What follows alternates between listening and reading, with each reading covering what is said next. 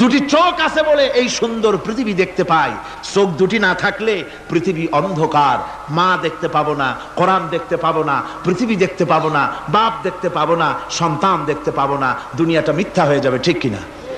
ছোট্ট চোখ, 1 থেকে 1.5 ইঞ্চির ভিতরে এত সুন্দর দুটি ক্যামেরা, যে ক্যামেরা দিয়া দুনিয়ার সব কিছুকে ক্যাচ করা যায়, সব ক্যাচ করা যায়। বলুন তো, এমন একটা বাক্স আপনারা কেউ বানায় দিতে পারবে যে বাক্সের ভিতরে হাতি, ঘোড়া, বাঘ, ভল্লুক, ময়না, টিয়া, পাহাড়, পর্বত, নদ নদী, কীট পতঙ্গ, তরু লতা, গাছপালা, গোষ্ঠী শুদ্ধা ধরবে, আরো খানিকটা জায়গা বাকি থাকবে, এরকম একটা বাক্স কেউ বানায় দিতে পারবে? পারবে না। এমন একটা বাক্স পৃথিবীর কোন মিস্ত্রি বানাতে পারবে না।